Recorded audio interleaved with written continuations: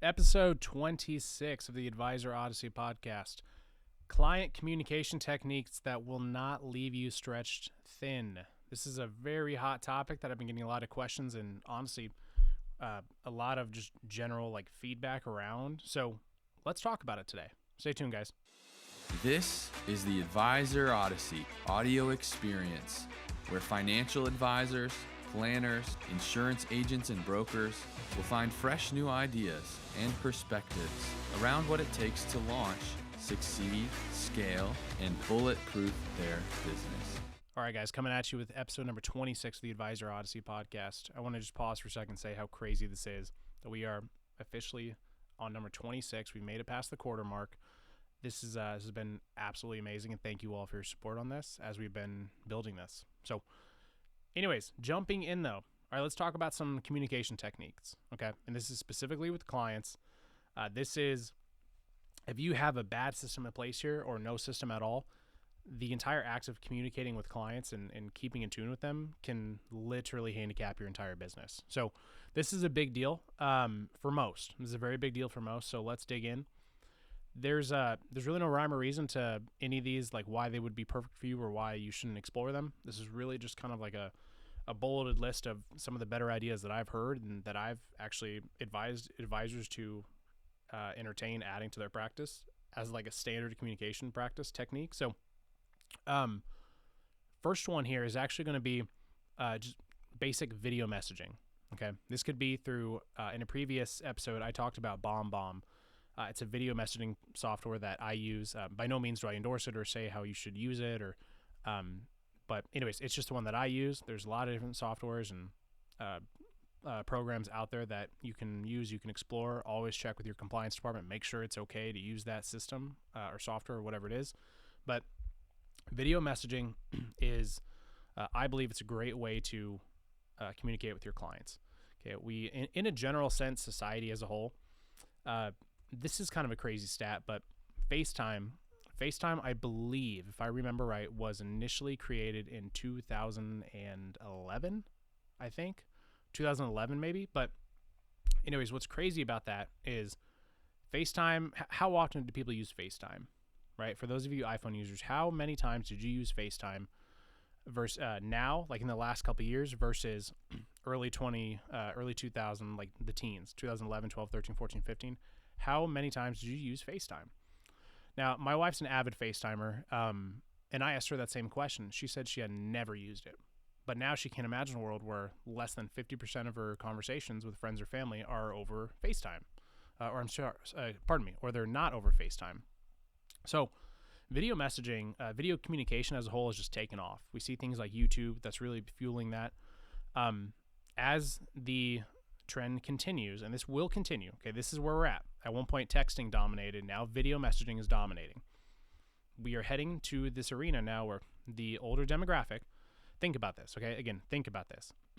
Especially if you work with retirees, like that 60, 55, 50 plus range, how long did it take them to grasp texting in general and smartphones in general? You know, my grandmother, she's still not the best at texting, but it's taken her like 7 years to figure it out and do it. So it's a matter of time until FaceTime becomes the prevalent. You know, we see the memes, we see the funny photos and videos on Facebook where, you know, the elderly are struggling with the video. Like eventually they're going to figure it out, and this is going to be common practice. So video messaging is key. It's critical. There's so many times and situations where you can send a video message out. You can do, and again, these are in no particular order, and take one or two of them. Don't take all of them. That's going to overwhelm you, but take one or two of them that actually fits how you run your practice now and what you have the bandwidth to do, and run with it. Give it a try. See the feedback you get. But here's some of the ways in situations where you can use video messaging. Most commonly, a birthday or an anniversary or a really important date in your client's life. Hey, John. Hey, Susie. I know you're celebrating, birthday, the big number 65. So excited for you. Pleasure working with you. Something like that. Here's a video of our team celebrating you, singing happy birthday. Okay, that's a really common one. Same with the anniversaries. If it's a client anniversary, like they started working with you 10 years ago on this day, that's a great time to send it as well. A second great opportunity to use video messaging is for appointment reminders. This is both for clients and prospects. Today we're only talking about clients, but you can use it both ways. If you've got an annual review coming up with the client, send them a quick video reminder, especially if they're an A-plus client that tends to give you a lot of referrals or they're high value to your business. Send a quick little video. Hi, Catherine. Looking forward to meeting with you next week. Here's everything that you're going to need to be clear. I'm looking forward to talking to you about A, B, and C. It'll be a great time. Please call our office if anything comes up. Simple stuff, okay? But that's a great opportunity as well. Another good opportunity is to whenever there's any sort of major market movement. So think back like when COVID was first hitting, there's so much volatility. When the Russia-Ukraine war had hit, the market went wild again. I mean, it's still going wild now, but it went wild. That's the time to send out a message. Your clients, again, as elementary as this sounds, you're the financial advisor. Okay, you are your client's financial advisors. They chose to work with you to help them manage their financial futures, or maybe their financial present. So when crazy stuff is happening that affects the financial world, which happens to be a lot, they are going to want to understand more about it. Now, how much they want to understand, that's up to them. You'll have clients that really want to know everything going on. You have some clients that tell you, don't reach out to me unless something's really critical, and everything in between. But your clients, let's think about this. Most recently, from the date of recording this podcast, the bill had passed where the college debt forgiveness, okay, or college loan debt forgiveness. That has an impact on 529 plans. That has an impact on college planning.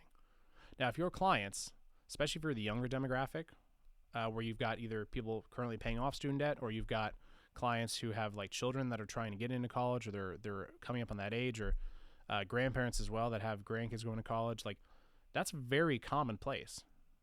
I would say over 75% of you listening have at least a majority of your client base that has some sort of connection to college planning, whether that's debt payoff or whether that's scholarship planning, or maybe that's, like FAFSA or anything around, they're trying to help their kids get to college, to get for their kids, etc. This is very relevant. You should send out, if you haven't already, a video message to your clients talking about something, and very simple stuff. Hey, I wanted to record a quick video to send out to all of my clients here. Hey, you're seeing a lot of news and buzz around this new college debt forgiveness.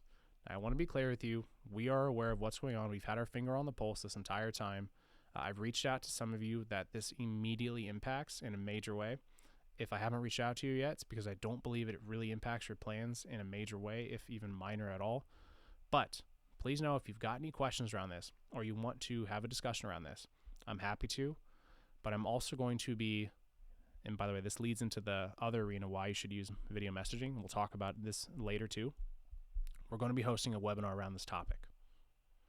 So as you utilize more video messaging in your communication techniques, you're going to see residual effects where your clients feel like you're communicating with them more, even though you might not be. You might be saying, I send them an email every month. I send them a newsletter every month.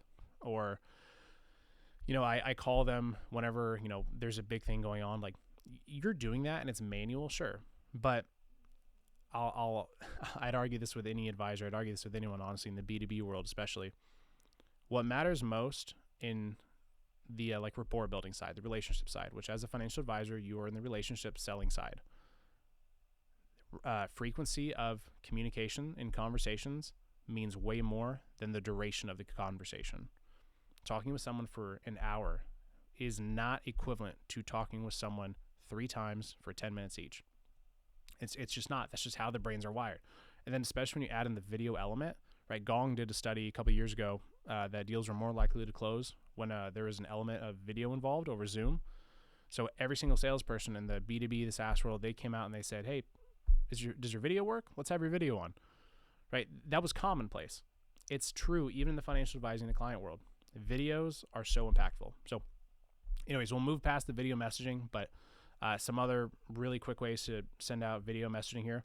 Whenever your team or your staff has a birthday, it's a great time to send out to your clients. Right before you have a client event, send it out.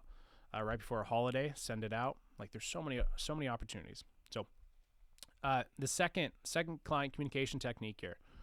This is going to be very simply just a monthly newsletter. But your monthly newsletters are not there to really educate your clients. If you think your monthly newsletters, or maybe they're quarterly, hopefully they're not weekly because that's a lot, but your newsletters are not meant to replace an appointment. They're not meant to replace education. They're simply there to just stay top of mind for your clients. So when they talk to Sandy Sue, who might say, something like, I've thought about getting a financial advisor. I thought about leaving my guy, but I don't know who's out there to really help me. I like him. I like her. Your job is just to stay in front of those people. So when that kind of thing happens, they think of you. And so the monthly newsletter is doing that.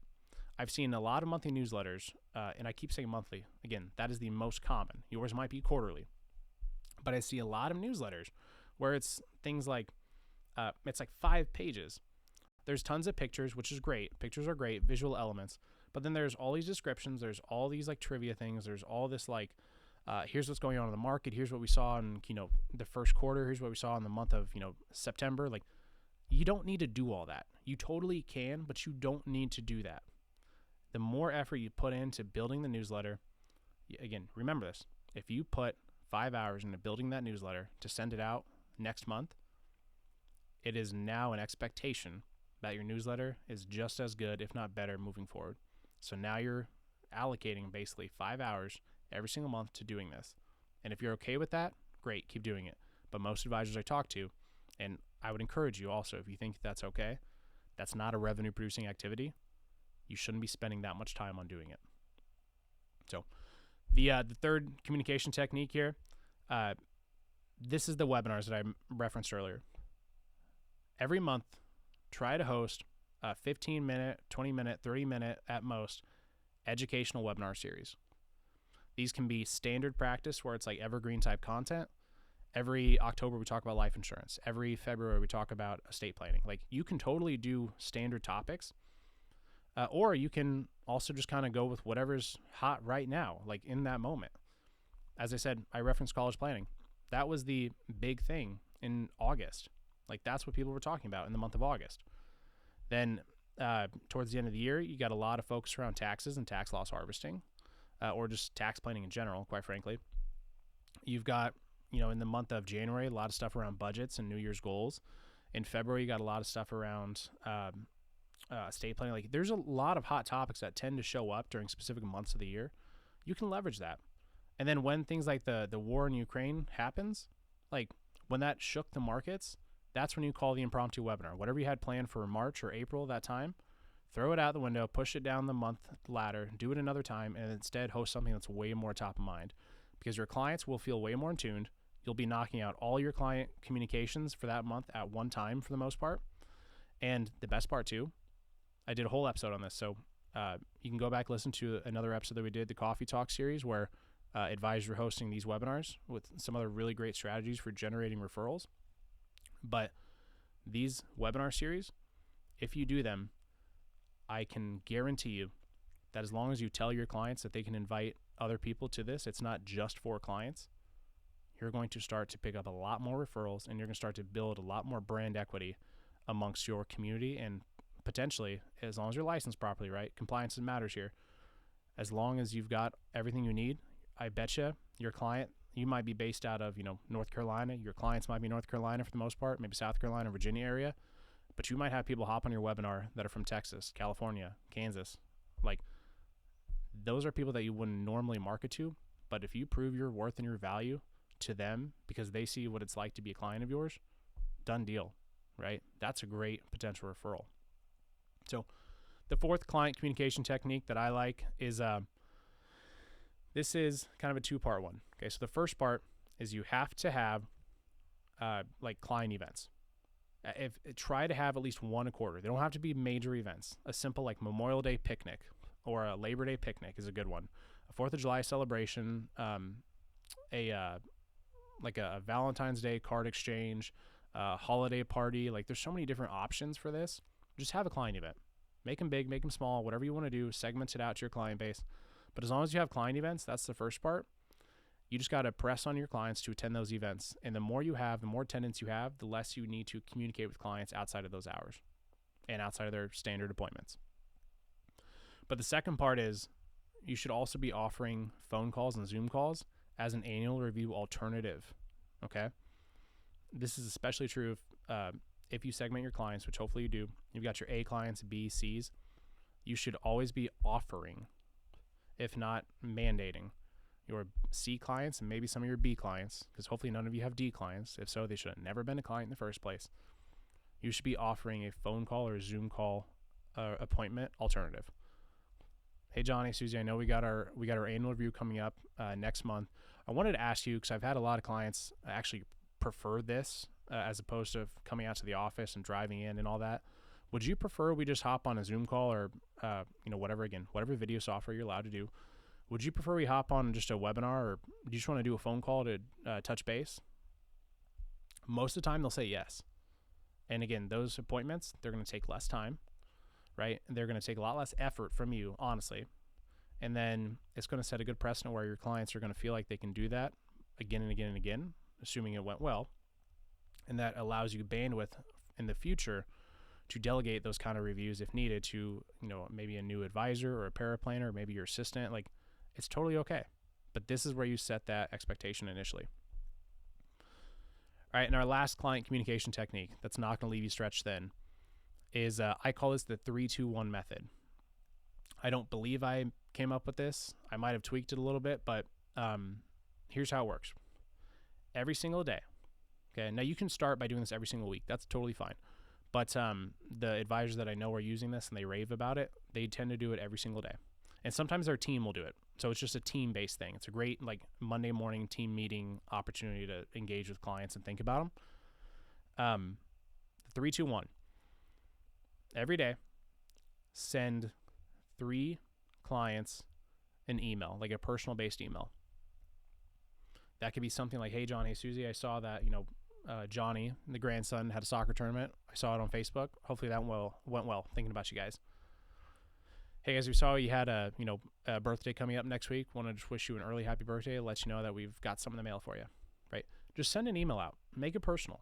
Nothing business related. Just make it personal. And it can come from you as the advisor. It can come from your staff. It doesn't matter who it comes from. It's just an opportunity for you to, again, stay top of mind. Let them know you think about them. And it doesn't take them to call you to think about them. Okay, so that's the 3. The 2 is to send 2 text messages or video messages out to your clients. Okay, so this is, again, you got to be aware of your compliance here. If you've got an A+ client, especially if they, whether it's their assets that they get, the assets that they have that you earn revenue on, or if it's they tend to refer a lot of people where there's a genuinely great person, send them a text. Let them know you're thinking about them, right? If you live in the California area, if you know that they're a Lakers fan or a Clippers fan, hey, I saw the Lakers game last night. Made me think of you. Hope all's well. Like, little things like that, they add up. I promise you, they add up. And you're not going to get into a big dialogue. So I know some of the feedback or objections that I've gotten from advisors historically when I talk about this is, well, I don't really have the time to have a conversation. Like, especially if I'm trying to spend time with family or if I've got tons of appointments and stuff. That's fine. Don't have a conversation. You do not have to. It's just a way for you to send a one-way text. It's, again, here's what I say. Send the text. Something like, again, saw the Lakers game last night, thought of you, hope you're doing well. They're going to respond back. If they respond back, sometimes they won't. At least they might just send an emoji, a thumbs up emoji. But they respond back, hey, thanks for, reaching out. It was a great game. I saw it. What was your favorite play? This. They might ask you a question, but if there's no question there, just send back a simple thumbs up emoji. Everyone knows universally emojis end conversations.